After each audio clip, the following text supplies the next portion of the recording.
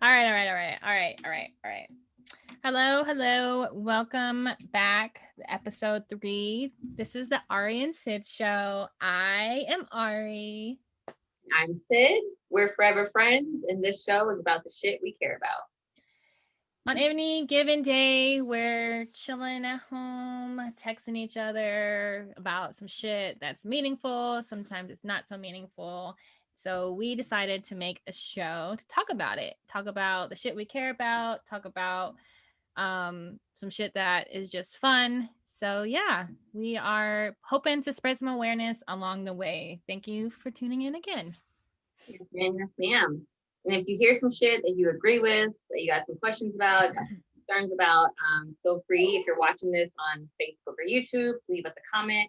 If you're listening on Spotify, feel free to send us an email, and information will be linked in the description.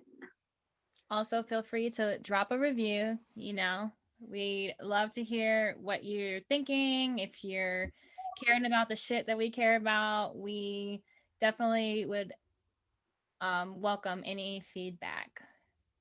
Yes, sir. Now that's out of the way. Let's get into some shit. Yeah, and today's topic is relationships and intimate partner violence. October is Domestic Violence Awareness Month, amongst other things. I know we keep saying that, like October is, but Yeah. so today we're recognizing that October is Domestic Violence Awareness Month. So Yeah, and how do you relate to today's topic, Syd? you know, I myself have never been in a relationship that like had or experienced intimate partner violence, um, whether it be like emotional or physical. So I don't bring that sort of experience, but I do know folks that have, and I've been around those sorts of situations before. What about you? Yeah, I'm on the other side of the fence. I have been in both unhealthy and or abusive relationships, and I found myself where I am today. So let's talk about that a little bit more. We both care about we both care about Black women being in healthy relationships, right? And being both Black women who have or have not experienced it. We've known people, right? Even regardless of my experience, I know several people who've experienced an abusive or unhealthy relationship. So how are we going to define a healthy relationship today? That is a good question. So when I think, sorry, Casanova really be trying to get in on the show. He wants to Casanova, Ariana, and Sydney, the shit that we care about, like whatever. But I think when I think of healthy relationships, it's more so about like what the environment is like. Is it a supportive environment? Is it a healthy environment? Are people safe? Like, are you and your partner safe with each other and with whatever is going on around? Um, that's the first thing I think when I think about health in relationships. What about you? Yeah, I see healthy relationships as something very similar. I believe that a healthy relationship is a two-way street. So at any moment, if one person is being unhealthy, then you start to tip the scale towards an unhealthy relationship. And then even further along, I like what the domestic violence hotline uses as far as how they measure a healthy relationship, which is a spectrum. And I just love spectrums because there's really no wrong way to have a healthy relationship, right? Because it's based on two people and what they find to be their balance. But there are traits that make a relationship, regardless of what we decide is healthy, there are outlying factors that would help you identify whether or not you are truly in a healthy relationship. And then you move farther along the spectrum, from healthy to abusive along the way. So I feel like most people don't join a relationship and say, you know what, I'm going to make this an unhealthy relationship and I'm going to be abusive, right? You slowly inch along the spectrum and put yourself or your partner at danger of being physically abused or emotionally abused or psychologically abused as you adapt different habits in your relationship. So that's how I see healthy relationships. And also, we have noted that unhealthy relationships and abusive relationships are based on an imbalance of power, right? Like most abusive, it could be me and you, it could be me and my partner Kendall, it could be me and another friend or a parent. There's always a dynamic when it comes to abuse and unhealthy relationships that becomes apparent of who wants to be the dominant and more powerful person among the two. I like I like to think of relationships as like more so like a partnership, right? And like not even just a partnership, or like just like because a relationship can technically be more than two people, right? Like so then we're joining into like going into like the group aspect of things. But like it's definitely more so based on like like you said, like things change and we adapt, right? And we adapt to like who we're around and like who we want to be with. But at the end of the day, it's talking about like the health of that.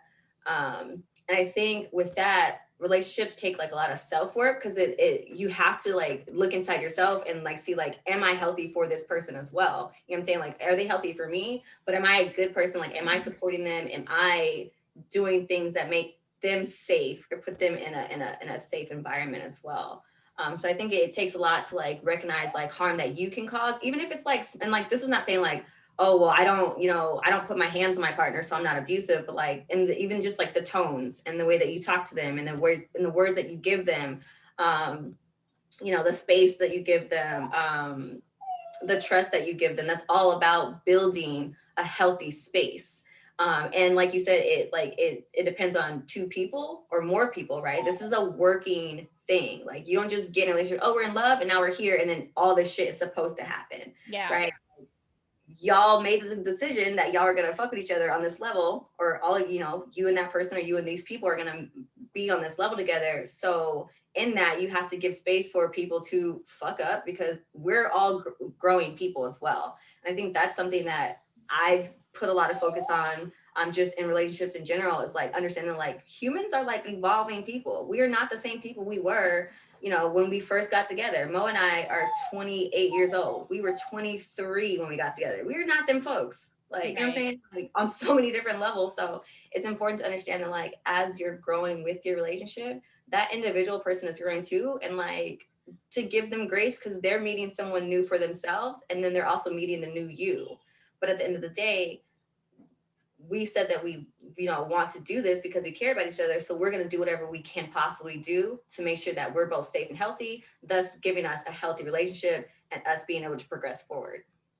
Yeah, I like what you said about looking at yourself to see whether or not you're creating a healthy relationship, because I personally have found myself to be the person that kind of tries to drive our relationship in a direction that I see fit. And, from looking internally and trying to work out, those control issues and trust issues and things like that, I've seen myself transform into understanding what truly would be a successful relationship for me. It's not always we're gonna always be happy, and if we're not happy, then oh my gosh, you don't like me anymore. You know what I mean? Like there's those bumps in the roads that naturally happen, and that doesn't necessarily mean that we're a failing relationship. That just means that we have growing room and we can adapt new things into our relationship that are just going to happen naturally. If I get a new job or he gets a new job and our time has to be shifted, that doesn't mean we're not making time for each other. It just means that we have to divide up our time in a way that we see fit. If we both work 8 to 5 and we know, like, okay, when we get home, we have all these things that we need to do personally, and we're going to set aside time to work on, not even work on ourselves, but spend time with each other because quality time is so important. And, there's also, it's all balance, it's all moderation, because I think quality time is important, and my version of quality time could be different than my partner's version of quality time. Like, there were times in my life that quality time meant that I was going to spend the day with you every chance I got, if I was free, if we weren't living together. When we're living together, that's a whole different ball field, because I want my space, you go in the other room. But when I was in relationships where we weren't living together, it's like, okay, well, when are you free? You're not at work, so why aren't you with me? And that's not healthy. That's not necessarily abusive, but it could become abusive if I'm just like trying to manipulate the situation and, become emotionally abusive and try to say that, well, if you're not with me, then you're with somebody else, being jealous and, all those kinds of things. And luckily, I found myself rejecting that as the norm for me and changing the way I view quality time. Not saying I was all those things extremely, but rejecting those things so that I can become a partner that somebody would want to spend quality time with me at my level if I ask, not necessarily forcing it onto somebody, because that is where you find that rejection and things fail. Do you think that your views on relationship have changed since you've been in your current relationship? Definitely. I feel like, so to put it into context, like this, of course, like Mo and I have been together 5 years, going on 6 years. This has been my longest relationship. This has really been like my only adult relationship. Like, I don't even know what I would call things prior to this. They were what they were, but like, I definitely know coming into this, I had very like, this is what it's supposed to be, right? This is how it's supposed to feel, rather than like, well, how do I feel right now? Like, do you feel loved? Like, do you feel like this person fucks with you? Because that's really all that it is. Like, all that extra shit is just the icing on top, right? And so I feel like I've kind of like transitioned from like, what was supposed to be or what a relationship is supposed to look like, based very much so on like, society and what movies are saying and what TV is saying and what people in relationships are saying. Because yeah, for me, this is like, very new to me.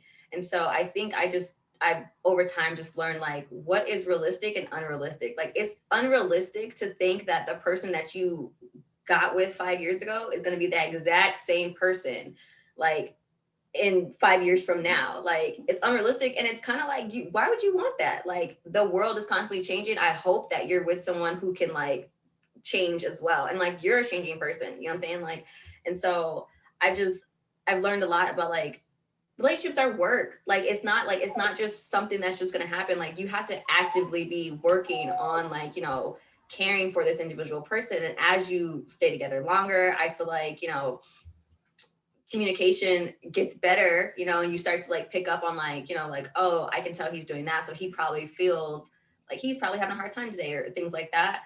And I just feel like I've become better at being an actual partner and not just being in a relationship, if that makes sense. Yeah, I definitely think that makes plenty of sense, because you know you you learn along the way that women, or whoever you're seeking, should appease you, like, and that's how you become together. Like, whoever I'm courting or whoever is courting me should do XYZ. That's how I know that they want me, right? And then you get together, and I feel like that doesn't ever change unless you don't actively make the decision that that's actually not how a true partnership works. You have to appease them too, and you have to compromise, and you have to understand that when you're getting to know somebody and you decide that you want to be with them, you're not getting them at their full capacity. You're not getting them at, this is how I'm going to love you for the rest of our lives, because I just met you 3 months ago, bro. You know what I mean? And it's, at first it's kind of a hard pill to swallow, because you mentioned the movies. I fully believe that we are, that Disney princess syndrome. Yeah. We are the we become the product of that at 18, 19. It's like, oh my gosh, they're gonna chase after me and they're gonna find my slipper He's and gonna shower me with all these things, and I'm gonna yeah, feel like he's gonna put me on this pedestal. And then also, like, I feel like it's slightly fucked up because it's like, well, what are we supposed to do for them? Just be like, yeah, I Sid. think about that. Like, because if I'm being real, you know, and if I'm talking, if we're gonna focus on like heterosexual, like two-person relationships, if I'm being real, like I would never want my son to think that he needs to grow up and give this person that he loves all these things so that they can accept them and love him back. Right. You know, and I feel like it sucks when it feels like you're supposed to be checking off some like list of actions, right? Rather than like, I love you. Like, I like, you know what I mean? You can express that in so many different ways, but like, if it's like, well, you don't love me because you weren't buying me this, or you weren't taking me this, or you didn't look at me this way, it's like, but like, I loved you in the ways that I was able to love you. So I think that's also important, is like recognizing like, what are the ways that your partner like shows love? And then also, what are the ways that you want to receive it? Talking about the love languages. Like, that's so big. It's so important in all kinds of relationships. But especially like intimate relationships, because like you said, like quality time might look different for you, and also like quality time might not be as important for other people. Like, I'm very big on like physical touch and words of affirmation, like, you know, rub my back and tell me I did a good job today. Like, that's gonna remind me that I love you. But like, if you go out and buy me something random, I'm gonna be like, I don't know what to do with this, unless it's something like really cute. But I mean, that's like, you know what I'm saying? So like, just meeting your partner where you're at, like, and if stuff changes, I think that that's fair for it to change, right? Like, I might like coffee in year one, but like year four, I might not like coffee that much. So if for the first 3 years you were bringing me a coffee every day, and now I don't like coffee, and you try to bring me a coffee, well, it's gonna feel like you're not paying attention to me, right? So like, you adjust. Oh, I don't bring your coffee anymore, I bring your tea. Or, you know, I don't bring a coffee, I bring a note. But it's not like, you weren't that person. What happened to the coffee loving motherfucker that I fell in love with? Like, you know what I'm saying? Yeah, that's real. Yeah, I think that my view on relationships definitely changed because Kendall is a very much so realist, and he's the kind of person that would say, well, why would I do that? I don't want to do it. And for me, it was like, well, if you love me, you would do it. You know what I mean? And not anything like, well, it wouldn't be anything extreme, but that's Yeah, one for you it's example. like yeah, for you it's like, but like, you love me, so like, why wouldn't you? Because Why I wouldn't want. you want to? You know, Yeah, it's just like that whole thing. You know that thing that people say where they say, yeah, you can come if you want. Well, do yeah, you need to come? We would have that conversation. I'm like, I don't want to impede on your plans if you don't necessarily want me to come. You know, I don't want you to feel obligated mm-hmm. to invite me, and but then at the same time, I'm a complicated person. Why don't you want me to come? Why don't you just tell me you want me to come? You know what I mean? If Um, you would have asked me, you wouldn't have said that I could just come. yeah. So I've definitely grown to understand that my version of a boyfriend was something, I'm to be honest, it was unrealistic. It didn't there's like you mentioned, there's no boxes that need to be checked. I needed to make the decision of, am I going to choose this person? They're choosing me, right? If he's going to choose me and my complicated ass and having these random expectations of like, I don't even know what's one that's weird. Um Something weird. I expect, if you're going to use a dish, don't let it sit even if you're going to reuse the cup. If your cup is empty, why isn't it in the sink? You know what I mean? And that's not anything where I'm expecting you to like clean the house every day, but that's one example of like, hey, I asked you to put the dishes in the sink when you're done with them. Why haven't you done that? Oh my gosh, you're disrespect. It wouldn't be ever anything like extreme like that, but um I would have random ass expectations for things. And, those were in a relationship that I like he wasn't in. You know what I mean? Like he doesn't have those relationships with people where if they have an expectation, he's just gonna fall in line. And for me, I have been in very much so unhealthy where I needed to control every aspect. I needed to know that, okay, if you're gonna fuck up or you're gonna like cheat on me or do some dirty shit, then I need to catch you ahead of time. So then I'm not the fool. I don't Mhm. want to be the person that's caught off guard. I don't want to be the person that's looking stupid over here because I'm believing every single thing you say because I've been that person. Not because I was naive. I've tried in the past, right? I've tried to have like, okay, I'm going to trust you because you say that. And instead of just letting that person go because they break my trust, I'm like, well, no, okay, you broke my trust this time, but the next time I'm gonna believe you, and all these random things that I would just slowly adjust to and be like, okay, well, fuck it. They're just gonna do whatever they're gonna do, and either I'm gonna stay or I'm not. And I got tired of being in that type of relationship where I'm like, anxious over their next move. So looking at my current relationship and how we both learn to compromise and love each other as we're growing. Because I met him, he's younger than me, so I met him at a point where if I was his age, I you know was definitely living a different lifestyle of going out all the time, having lots of friends, having lots of male friends, not promiscuous, but I mean, if that's your thing, that's your thing. But so we were at two different places as far as like I had been partying, I had been partying since I was 18. I know. So at 25 when I met him, or no, I met him at 26. I was kind of I was still going out and doing stuff, but it started to become less and less, and I kind of met him at the perfect time because I was kind of over going out at the end of 20, or yeah, at the end of 25, when I turned 26, I was like, okay, I think I'm done. I had mentioned before I was having health issues because of all the partying. So I started slowly going to more things that I cared about, like open mics and supporting my friends in those kind of aspects. So then I was becoming a person that I felt like I cared about how that person was going to feel if I did things. I cared about, okay, if I'm acting this way, I needed to make a decision if I'm going to change or if we just don't fit together. And that was a very honest conversation that we both had to have because we both had these, you know, roles in our head of how a boyfriend or a girlfriend should act.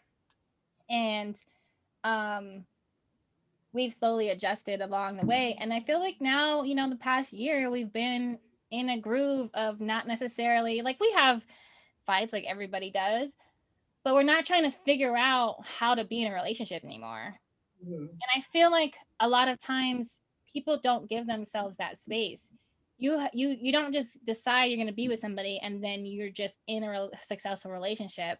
You Right. really have to decide and figure out the kinks and all that and iron out how you are going to work as a dynamic um relationship, because there are times when one person is going to give 40 and you Yeah. have to give 60, and that's okay. You know what I mean? Like you're however much somebody gives to you doesn't necessarily mean that they don't love you, right? And that's another thing. I've had to work through lots and lots of things because of my past. And that's one thing I'll say, one last thing is not pinning my past pain on my recent relationship. You know what I mean? A lot of times I would bring all that baggage. You know what I mean? Like you have to accept me with and my trust issues and my insecurity, and you have to do all of that because that's who I So and so and so and so and so and so am. did. Right.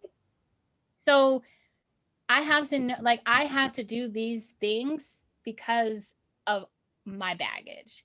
Mhm. And if you're going to accept me, this is what I do to protect myself. And instead of just being like, okay, I have these things, And that's okay for me to have trust issues and insecurity and all those things. It's okay. But Yeah. how I express myself is not always okay. You know, like, and we have to really have those conversations with yourself, because I think a lot of people are like, well, I'm just the way I am and I act the way I am because of, like, this is who I am. You know what I mean? And you can be who you are. It is 100% okay. But how you express yourself does not come without consequences. And I think that was the biggest pill for me to swallow, because I have acted the way, and, you know, I've fought men, not necessarily proudly, but I've fought men. You know, me and my brother used to go at it. We're 11 months apart. And so fighting a dude was never anything that was scary to me, until I was fighting people that I didn't have any relation. Like, my brother is never gonna do anything that's Right. gonna physically harm me. We would like punch each other in the arms or, you know, shit like that. We would never ever put our hands on, like, you know, I would never punch him in the face, and I would never do anything like that. And so Yeah. I had to realize, like, I'm gonna step to somebody one day, and like, they're not gonna give me that compassion. Yeah. And that's real. You know what I mean? I can't expect that, like, okay, fuck it. I don't give a fuck. I'm gonna fight you because I throw hands. You know what I mean? Like, this is nothing I'm scared of. Just because I'm not scared doesn't mean I can't be hurt. You know what I mean? And Yeah. so luckily, you know, me and Kendall is probably the I told him before, and I've told you, I have never really seen him angry to a point to where I would see him fighting anybody. Mhm. And I think, you know, he just holds himself together really, really well. And I've never even wanted to. I was so thankful that those times in my past where, you know, I would never punch anybody in the face, but I was a pusher when I was young. I was a, like, don't get me angry and cussing you out because I will push you. And that was something that I was big on when I was younger. And so I'm so thankful that I got all of that out of my system well before I met Kendall, because Kendall, he wouldn't have, you know, he would never hit a woman, but he will also never stick around for a woman that hits him or puts his, not even hits, like pushes him or things like that. And so I'm thankful that I wasn't at a place of like that anger and aggression and needing to use my physical self to express anger, because I don't think that we would have worked. We wouldn't have been where we're at now. We definitely wouldn't be almost 3 years in, for Yeah. sure. You know what I mean? Um I like what you mentioned about like these being like choices, right? Like I think something that like we need to focus, we need to pay attention to in relationship also is like this is a choice. Anyone in a relationship at any point has the right to just pick up and be like, I'm done. Like, no, not really for me. Like, you Absolutely. have the right to do that in any relationship that you're in. I don't care if you're married for 10 years, 20, got 6 kids. You have the right to do that for yourself. You feel me? And so I feel like when we're in relationships where like, even if like you feel like your partner has changed, right? And you don't feel like they're doing what they, if you solely feel like that and that person is like, well, this is who I am, then that is your cue to go, and that is okay. You know what I'm saying? Like I think sometimes there's this pressure of like staying with people, and then like, oh, you add on like, oh, we've already been together for 5 years, so we have this history. It's the same shit when we talk about like working for companies, right? We're always like, oh, I'm scared to leave my job because I've only been here for two. Leave that shit. Leave that shit. If it doesn't leave. Leave. Like you like I know it's like it can be scary because it's like, well, what else is gonna come? Well, shit, you don't like this. You don't like this. So like, I mean, really your only option is just to go do something better, or at least relieve yourself from this mess, right? If you don't like it, don't do it. But if you're holding on because you're like, you know, I care about this person, they do this, then that's where you figure out like, okay, it's time to do some work. And you sit down with that person and y'all talk about it. You know what I'm saying? Like you put that shit out there. Like it's not always gonna feel good, but the hope is that if y'all are both like, I am willing to do whatever I need to do so we can stay healthy and we can stay together, then do the work, right? Like then we sit down and we hash out a plan. But if even if that in that planning, it's like, well, that's not stuff that I'm willing to do, well, then y'all made y'all decision right there. And that is okay. Some relationships are meant to end, you know what I'm saying? But at the end of the day, I solely feel like, I really, really feel like it's based on like what you're willing to do, what work you're willing to do, and what's the outcome you really want to have.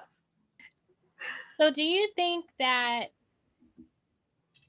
moving forward a little bit, do you think that roles and relationships play a part in your specific relationship? How are roles distributed between you two? Because I bring that up because we have this thing going around on Twitter about the conversation of being submissive. And for me, I think it kind of, the stem is like gender roles. You know what I mean? And while gender roles may or may not play a big part in every, I mean, you know, a heterosexual relationship may have a bigger part, but in other relationships that are not hetero, you know, it may not, you know what I mean? So in your specific relationship, how do you think roles are distributed, and what is a submissive relationship to you? I Sorry, hate those are two big questions. I know I don't is that bad that I hate that word? And I think I hate the word because like there's like a negative connotation attached to it. And like also like I don't really know what everybody's definition of it is. So like Yeah. that word's weird to me. But in terms of roles, I know that if we're talking about like if we're thinking about like in quotation marks traditional gender roles, right? Like that's probably not something that is reflected in our household. Like Mo cooks a lot, you know what I'm saying? Like we both do laundry, we both clean the house. I do a lot of stuff with our drill. Like I'm always like drilling some shit. I don't know why. Oh, because my dad, duh. If anyone knows my dad, you know my dad's always putting some shit together. He got a screw for everything. That man has a nail or a screw for every goddamn project. Um so, you know, like I guess like traditionally like that would be different. Like I think I know a little bit more about cars. Again, my dad, like I was under cars with my dad growing up, you know what I'm saying? Like um that's different. I'm also from the West Coast and Mo's from the East Coast. So I think that has a little bit to do with it too, as far as like gender roles and in relationships. But I think for us, like your role is to be my partner. Like help me, please. Like just wherever I need you. Like, you know what I'm saying? Like if you see that like I did not do my chores this morning or something like that, and you recognize that I don't have the space to, like, thank you for vacuuming because I did not get to that. You know what I'm saying? Just like meet me where I'm at. Like if we both came home from work, like I don't think that it should automatically fall on me to be the one that makes dinner. Like we both just got home from work. Like, you know what I'm saying? So I think like we don't have gender roles, but like there are things that like one of us is better at than or like has like a better grasp on or just likes doing better, right? Like let's see. For instance, I do all of our decorating in the house. Like anything that like goes up, the wall colors, any of like the renovations that we were doing, like renovations to our condo, any of that stuff, like I pick it out, right? Like I decorate Amina's room, I clean Amina's room. Like Mo doesn't really go do that stuff in her room. But you know, like I don't know, we just meet each other where we're at. Like it's not like a sit down like this is what it wasn't. We've never had a conversation where it's like I expect my wife to do A, B, and C, cook, clean. Like it's like I just expect you to like make sure I'm good, and if that means that like yeah to make dinner tonight because I can't or like because you want to, then you know do that. I don't, and so that's why like I think like I don't know, I don't know if submission lives here. Like I mean it's not like Mo is the man of the house. You know what I'm saying? He's the only man that lives in this house. So he's the man of the house. Um, and he plays that role. I mean, I'm like sitting here looking at a picture of us. I'm so corny. Anyways, he like, I don't know, like he's the leader, you know what I'm saying? Like he's my partner. So if I'm doing anything, I'm gonna ask his what he thinks of it. I'm not necessarily gonna ask, can I go to the store? But like, what do you think about this? You know what I'm saying? Like I'm always gonna want his input. His feelings are always gonna be valid. His input is always gonna be important to me, especially because we have a kid. So like anything either of us do, it has to make sense to both of us. And so I think I don't even know if it's submission. I don't know. Tell me, okay, tell me your thoughts about submission and like what it is and if you feel like it plays a part. Because I really, based on like what other people, because a lot of stuff what I see, especially like when you're talking about like the Twitter conversation, it sounds like submission in society, it sounds like y'all just want women to just shut the fuck up and do what is supposed to be told. And that sounds crazy to me, because in no relationship should either person feel like they have to shut the fuck up and do what they're told. In any kind, I don't care if I'm your kid, you're, you know what I'm saying? Like, you're my boss. Like, in no kind of relationship is there ever should be a dynamic where this person is making all the decisions and you're just supposed to rock with it. But that's what I see, what I've been seeing a lot in terms of submission. That's what people are saying, like, you know, like, oh, you're supposed to, the woman's supposed to be quiet and the man makes all the decisions. And I'm like, I don't know, I got a brain too. You feel me? Like, why can't we use both of our two brains is better than one? Why are you making all those decisions? And why are you putting that stress on yourself to make all those decisions? Yeah. I think that, so for us and how, I mean, I was, let's go back a little bit. How I was raised was very much similar to you. Like, both my parents, you know, worked. My dad was always working on cars. He was a maintenance guy. So, I mean, you know what I mean? He did all the housework because that was his job. Um, my mom cooked a lot. My dad would cook too. You know, he loved throwing shit on the grill. He taught me how to cook. Really, how I cook now is a result of me spending like when I was 17, 18, and 19, mostly with him teaching me how to cook, because, you know, I was okay with eating motherfucking, you know, at that point in life, Taco Bell every day or peanut butter and jelly, you know what I mean? So me and Kendall have a relationship that definitely doesn't have any like strong lines of you're the man, so you do this. But what I will say is he takes the trash out, and that's only because Okay, yeah. our trash is outside around the corner behind our apartment. And our apartment has this alleyway that has a gate that is broken. And so realistically, anybody could be back there. And literally our windows are right here.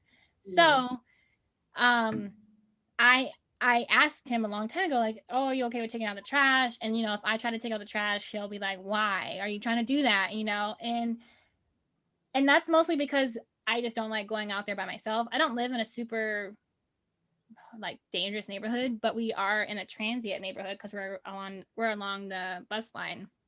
Not to say that that means anything against people who are transient, but you know, anyways, I digress off that.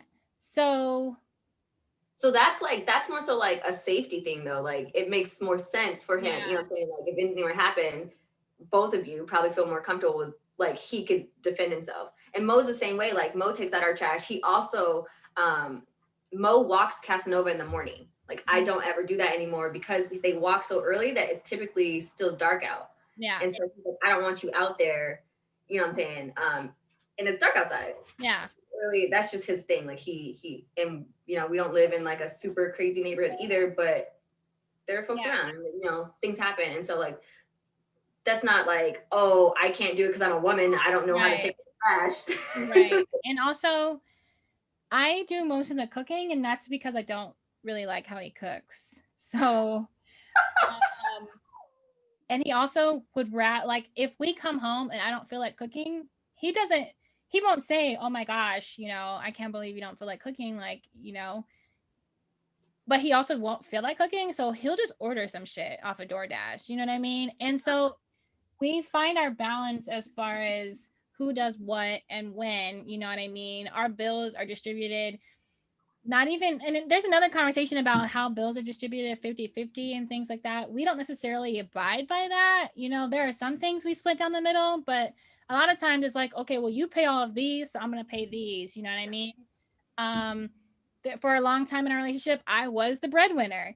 Now, because of taxes and a 401k, I definitely am not. So, and he never makes it feel like I have to add, you know what I mean? I'm a cheap person. So buying shit that's expensive is hard for me. I'd rather find a deal somewhere. But I don't have to ask him to be like, oh, well, is it okay if I spend this?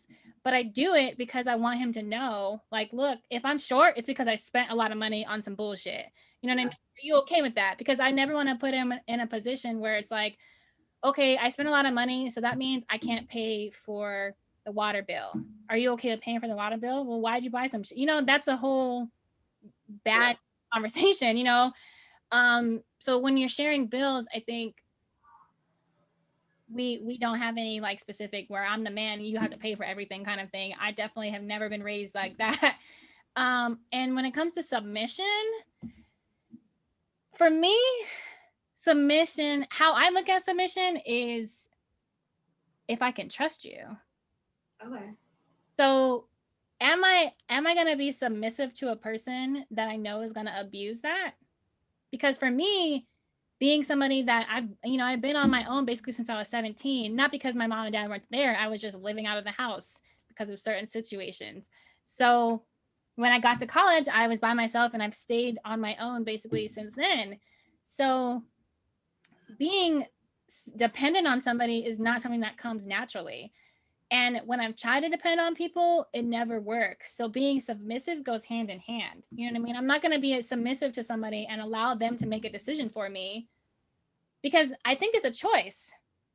If I'm going to be submissive, like um, let's say if we have a child, right? And we've had this conversation about um, what's it called? Discipline. Mm-hmm. And I feel like being submissive in that conversation will depend on if I agree with how you're gonna discipline somebody. You know what I mean? Like that's a whole. I feel like being submissive is not necessarily always something bad. I feel like it's a choice. Who's gonna make the choice? Who's gonna be the leader in this situation? Mm-hmm. Because realistically, the word submission. I mean, if you're going to the technical term, it's submitting to your superior, giving them, control. Mm-hmm. For me, it's not necessarily like, okay, I'm gonna bow down to whatever Kento says because he's the leader.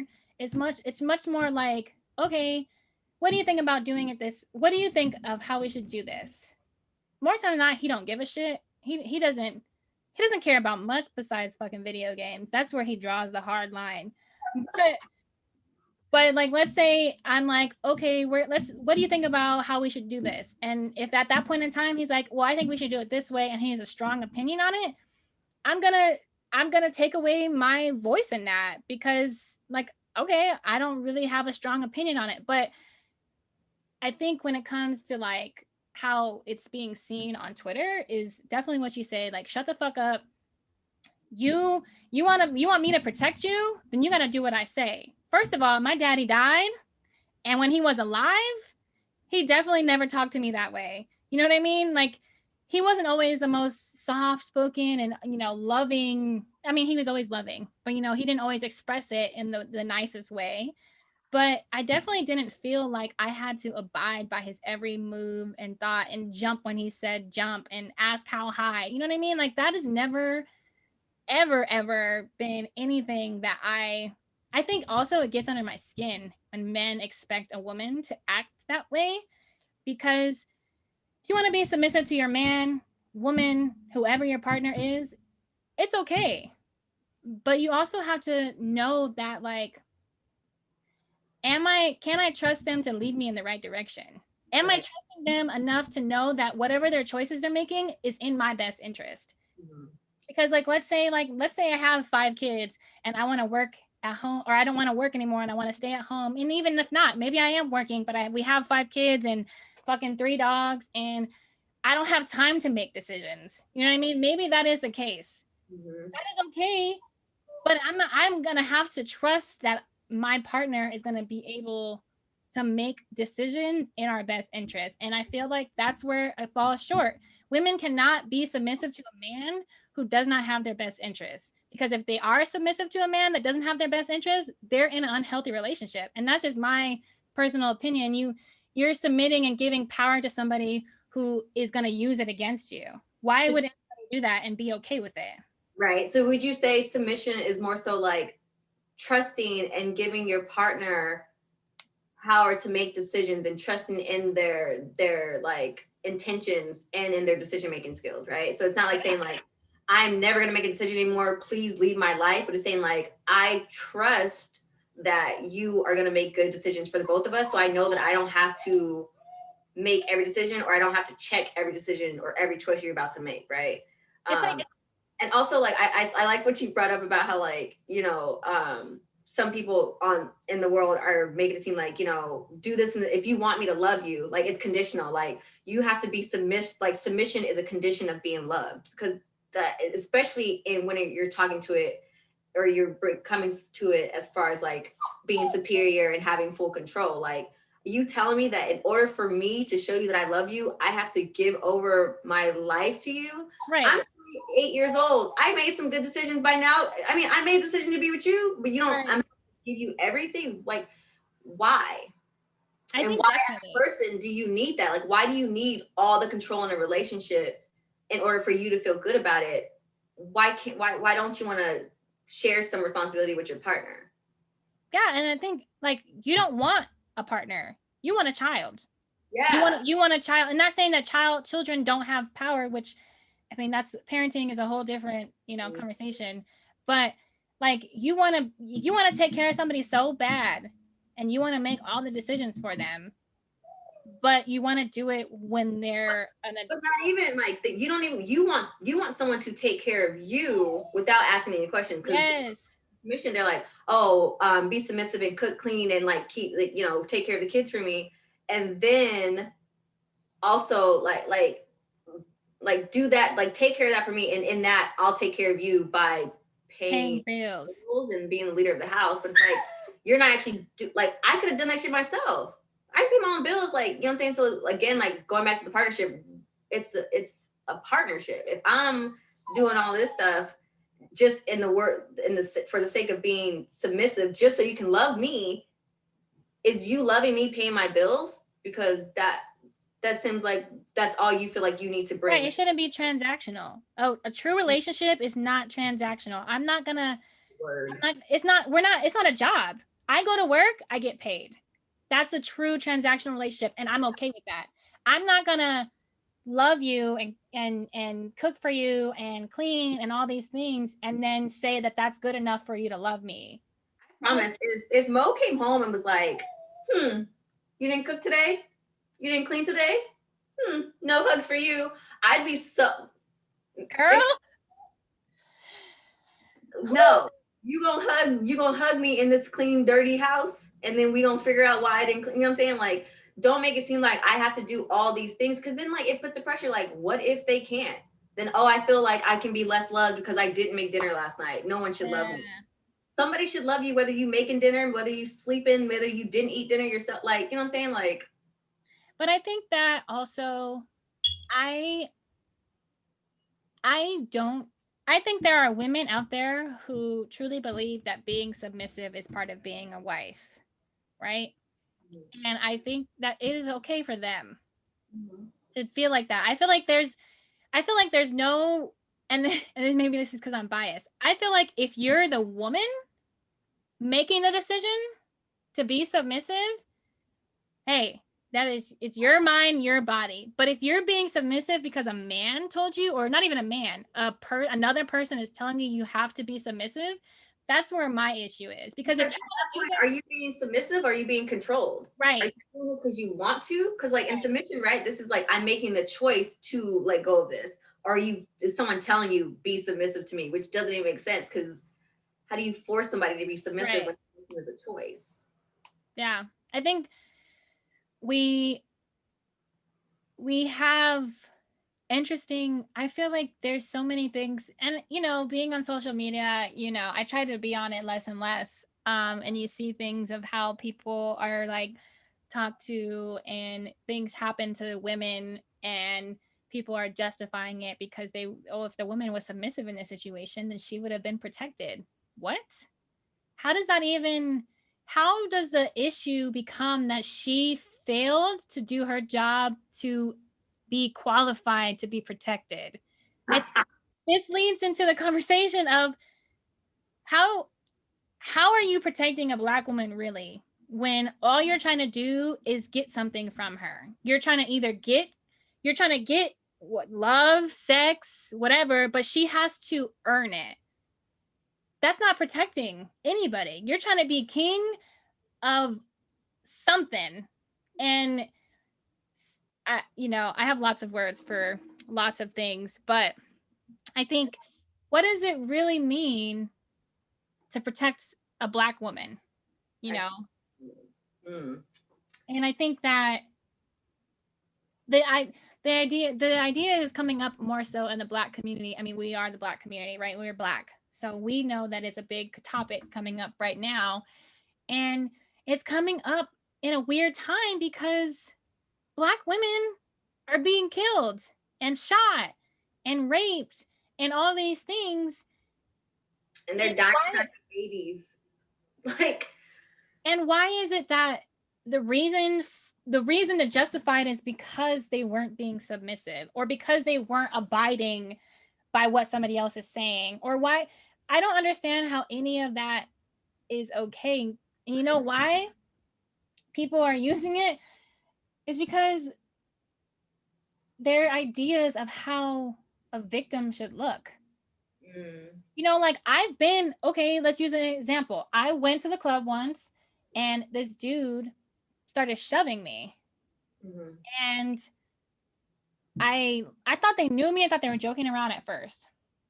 And I looked at them and they like looked at me and pushed me again. And so I threw my drink at them. And they it's not funny, but they started choking me. So at that point, and this is somebody I don't even know. Right. At that point, I start swinging at this dude in the face to get him to let go of me because his hands are around my neck. And the club fucking clears, the dance floor clears, the club bouncers come and they escort me out and kick me out of the club with the dude. Like we're literally right next to each other. And nobody addresses the fact that this man fucking put his hands around my neck. You know, nobody ever addresses the fact that like, oh, this woman is behaving like this because she was being harmed, not because I'm just a drunk woman in a club being belligerent. And even if I was, this man was like 6'3". You know what I mean? I had, you know, and so nobody even stopped to ask me anything. They just was like, okay, you're out for the rest of the night. And I went home. My friends were still in the club. And they were like, what are you talking about? How is she being kicked out when she was the one? Like, so that's an example personally of how it's never, if I was a white girl, how would that have, you know what I mean? All the white cops in Scottsdale would have come to my fucking defense. Were you in Scottsdale? I was in Scottsdale. You know what I mean? So I think there's these ideas of how like women should behave if they are a victim. Like I can't be aggressive. I can't try and defend myself. You know, you have women being put on trial for killing their abuser. Right. It just doesn't make, it makes me so angry. And you know what? If I'm ever in, you know, I have tried, I don't fight in clubs anymore. You know, I actually don't also go to clubs anymore. But I will fully, wholeheartedly disregard all of that if a man is trying to, if a man is talking to a woman crazy, putting his hands on a woman, I will fucking fight for women I don't even know. Yeah. And I feel like go ahead. Sorry, I feel like a lot of I feel like Black women, we have that kind of camaraderie, right? Like I feel like a lot of times there are Black women who will, what the fuck are, you know, like step in. Do you think that other people who aren't Black women, white women, white men, Black men, do you think that they consider anything when it comes, anything like that? Like, how do you think that they decide how to, like, when it's okay to protect a Black woman? Like, what does it mean to society? I think, one, I think people think that protecting Black women only means like a few things, right? Like it has to be some like physical action, like, oh, protect Black women does not mean for you to like go around town looking for a Black woman being harmed and like step in the way. You know what I'm saying? Like it's very, very simple. Like it can start with you like not thinking it's fucking funny when your friend is talking about a Black woman being harmed. You know what I'm saying? Like dead in that shit right then and there. Like I think I just think like I think when people think about protecting Black women, I think they have to evaluate the situation first, which is my biggest problem. Like, Yeah. oh, okay, so what fully happened? Oh, well, she was in the club, or well, you shouldn't have been wearing that, or well, she probably had an attitude, or she probably hit him first. A lot of probablys out here, but the fact of the matter is that she was harmed. So why aren't we focusing on the fact? Why is it always like having to have some sort of fucking context or some shit? Like, what we know is that she was harmed. Let's start there and move forward. You know what I'm saying? Like, or move backwards. Um, when you were talking about your situation in the club and how kind of like no one said anything, or like there was like this like no one drew attention to like if you were okay. I think situations like that like stem from like it's embedded in our culture, right? I there was this there was this video, there's a TikTok going around that I saw on my Twitter, right? And it was like a girl, and the caption was like walking through the hallways during middle school, and she's like, you know, walking, and then like it like cuts to like someone smacking her butt, and then like her like putting her hands behind her back and like scaling like the lockers and being like, oh, that's what middle school. That's not fucking funny. Do you know what I'm saying? And like that situations like that lead to people in the club putting their hands on you, like putting their hands around your throat. And like from a personal experience, like I remember being in middle school and boys thinking that shit is funny. Like, first of all, you're a pervert. And whoever's teaching you that this is okay, they need to check you, because like you're putting your hands on somebody that you don't even know, or you're putting your hands on someone and it's unwanted. But like I remember vividly like being in middle school, you know what I'm saying, and walking the hallway, a boy smacked my hand, my books out my hand. I bend over to get them, and another boy's dry humping me from the back. What the fuck? We're in the middle of a hallway in school and no one is saying anything. No one stops asking me I'm okay. No teachers. I have to walk to class and then go on with 3 other courses for the day, in my mind, just realizing that like this boy just dry humped me in the hallway and I'm supposed to be okay with that. And it's funny and it's jokes and we're supposed to like be around these people. And it's even scary when these are like Black boys and men, because like those are supposed to be your community. So like a situation like that, like I was so afraid in middle school to be around boys when there weren't teachers, when there weren't adults around, adults that I trusted, adults that I knew would look out for me. You know what I'm saying? Like it's different because some teachers would be like, oh, boys would be boys and go down the hallway. You know what I'm saying? But I knew that there were certain teachers. So like I made it a point like to never go places by myself in middle school. Like that afraid. That don't make no sense. And so, but when we give people the space to do stuff like that, to dry hump and touch girls' butts and people's bodies, period, because I know there's probably girls doing it to boys. Like there's a girl on Twitter that was like, yeah, I would just grab the boy's junk back. It's not okay. It's not, either way, it's not okay. You know what I'm saying? Like, but when we create those environments, then those boys grow up to be like, well, I can put my hands on anyone I want because I'm a man, or I'm in this situation because I got away with it before. I was touching girls' asses in middle school. Who's to stop me from grabbing this girl by her throat in the club because I'm angry? Like, you know what I'm saying? Like we set the stage for this shit to be okay, and it's not. And that even that like that stuff that's happening in the hallways, like that's violence. You harmed me. Like that's not okay.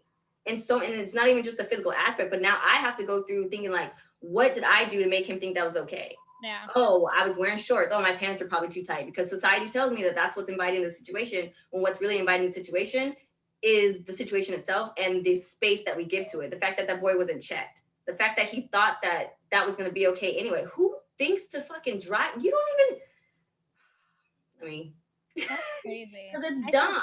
Yeah. You know what I'm saying? It's crazy how there's all these stereotypes, and not even stereotypes. I think from however long it's been, in history, of the idea of objectifying Black women. Mm-hmm. Like there's pictures of those little girls in zoos, of all these of people going and seeing them. They're just in awe of like Black women's figures, and and I think that people don't even stop to think, oh my gosh, I'm objectifying this person, because it's been built into society that it's the norm. Yeah. It's the norm to objectify a Black woman. It's the norm to sexualize Black women, because And that's what everybody does, right? That's how society has portrayed Black women. And so when women, black women, are offended that you're objectifying them, it's like, well, what's wrong with you? It's just a joke. This is what people Or do. it's like, well, we like you, like we're in awe over you, like we think you're Yeah, what's wrong with that? A lot it's of stuff it's wrong with crazy, and I think that this is such a bigger conversation, and I think that we have I think people think that we've come a long way when really it's just transformed. I was it. saying this the other day. People think that people, like, society is getting more sensitive. I'm like, no. No, no, no. Society is not becoming more sensitive. The fact of the matter is people have access to voice their opinion. There's never been before generations. There's what, almost every single generation besides maybe baby boomers, because of whatever, they have access to express their opinions online to the masses. That doesn't mean that everybody didn't have these opinions beforehand. The fact of the matter is now I can see what so and so down the street feels about me because Yeah. they're putting it on the internet. Does that mean that they're being sensitive? No. That's just they're expressing themselves. And what's wrong with people being fucking sensitive? What's Mhm. wrong with me caring about how you're treating, black women? And why does it matter that I care so strongly about WAP? You know what I mean? Like, WAP is my shit, and I'm gonna bump that shit. And it's not because I'm perpetrating or perpetuating the sexualized nature of black women. It's because I want to fucking feel sexy. I can sexualize my body. I have that right. The right is belonging to the person whose body it is. It's You cannot. Society cannot. And the thing is, it's gone on for so long. And now people are like, oh, well, you all are being sensitive. No, the motherfucker, now you just have to pay attention and see it. And it's always been a fact. Not every black woman wants to be sexualized. Not every black woman thinks it's okay to, talk about their pussy. It's not like that's okay because we're talking about our own bodies. Yep. Sorry, I'm hitting a nerve and I'm Yeah, getting I know, girl. My ears all hot. Mm. so um all that to say, I think that we are beginning to, there's a lot of good stuff happening, and there's a lot of movements happening around the ideas of black women's bodies and black women's reproductive health. I mean, you're in it, you are on the ground doing it. And so I feel like, while we quote unquote have rights as black women, I feel like there's a long way to go in as far as how we are being referenced and publicized in to the masses. Because just because, you know certain, I don't want to pinpoint anybody's name specifically, but just because there are certain situations that happen and hit the news, and there's references to size, and they did what they had to do, and blah blah blah, the fact of the matter is black women and intimate partner violence should never be okay, and there's never a time that somebody can justify it to a sense of saying, well, they should have done this instead. They should have been wearing X. Like, that should not be the reason that you justify violence against not even just black women, against any woman. You know what I Yeah, mean? because it's so weird. Because it's like, oh, she shouldn't wear that, or he probably should have just left her the fuck alone. Hey, they probably shouldn't have harmed that person. It's not, oh, he shouldn't put his hands on her. It's not, oh, she shouldn't have done this, so he wouldn't put his hands on her. It's shouldn't have just put his hands on her. He Right. just shouldn't have done that. That shouldn't have happened. That right there shouldn't have happened. So, as you can tell, if you're watching and still listening, um, the awareness this month, or not even this month, the awareness that we're recognizing this week for this month, I've been thinking about that a lot, how we keep saying Yeah. we're focusing on domestic violence this week, and I just wanted to point out some of the statistics that have we've done our research on. And there's some statistics. It's either between 1 in 4 or 1 in 3 women. I'm assuming it changes from year to year about those that are reported. But 1 in 4 women will have experienced violence in an intimate partner relationship. 1 in 10 men will have been a victim. Um, I think that's important that you noted that too. Like this is only going off of like what's been reported. yeah. So when we understand and like we think about like the systems of like who people have to report to, we can predict that like there is a large amount of people who aren't reporting. So these numbers are going off of like these numbers don't include unreported. So just keep that in mind when you're thinking about these statistics and stuff. Yeah, and 45% of Black women will experience intimate partner violence in their lifetime, and which is amazing. Not amazing in a good way, but it's just crazy how relevant it is among Black women in our community, because it is very likely somebody's, like my mom's friend, or my mom's not Black, but a mom's friend, my friend's mom, um my friend, myself, I know freaking 5 people I can name. Yeah. um and also, one thing that I would also know is that the Black Women's Health Imperative have noted that the statistics for Black women experiencing violence is so high that it is the number one health issue that Black women are facing. They have considered it the number one, and I think it's just very important to recognize that violence against women, Black women, not even just intimate partner violence, right? Because it could be coming from anybody, but it's just so high that it is something that should be at the top of everyone's mind as far as combating the issue. Absolutely. Yeah. And go ahead. I wanted to like point out that like intimate partner violence or domestic violence isn't always like physical, right? I was listening, quick tidbit, I was listening to the Crime Junkies podcast the other day, and they were talking, they had a discussion about the story, and they were talking about domestic violence, and they brought up like financial violence, right? And so that sort of looks like when you're with a person and you have no financial means outside of them, like or they're causing harm to like your financial situation, right? Like that could look like your partner, your ex-partner is stalking you and now you lost your job. And they were talking about how like jobs there don't have like written policies to protect folks that are going through domestic violence or intimate partner violence. Like it's not like, Wow. oh, we know that this person's coming up to your job, we see that, we recognize that, we're going to help you be safe. It's like, oh shit, well, they're coming up to your job and they're disrupting work, so You peace, out. you lost your job. And it's like, well, what? And that sometimes that leads people to go back to their abuser because it's like, well shit, I can't pay my bills, you have a job, you might have the kids in the house, now I have to go back to you. So wanted to point that out as well. That's crazy. Yeah. Um, so we're gonna, excuse me, we're gonna wrap this up. I did want to note that if anyone that you know, or if yourself are experiencing intimate partner violence, there are definitely amazing resources out there.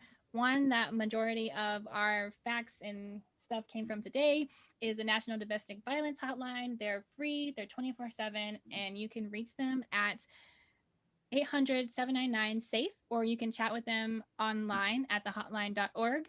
I thought it was really amazing, though. Just one last thing, on any of these websites that you go to in regards to domestic violence awareness, they have a button. So if you are feeling unsafe when you're searching the internet, you can hit a button and you exit, and it erases your history. I thought that Nice. was really amazing because it's creating a safe space online. Yeah. So I thought it was awesome that you could go somewhere, and if you're not feeling safe in your web history and your web browsing, you can definitely go there and get some help. We have one last quote that we're going to end with. Do you want to read it, Sid? Yeah. So our quote to leave you all with is, when we love a person, we accept him or her exactly as is. The lovely with the unlovely, the strong with the fearful, the true mixed with the facade. And of course, the only way we can do it is by accepting ourselves that way. And that is from Mr. Rogers. In such a good neighborhood. Such a good neighborhood. Alrighty, well, that concludes our episode. Thank you so much. I know we didn't get really in, like, because it would have been a 2-hour episode, y'all. So, anyways, Forever. thank you so much for being a returning watcher. Thank you so much if you're a new watcher. This is the third episode of the Ari and Syd Show, and we hope to see you next time. Bye.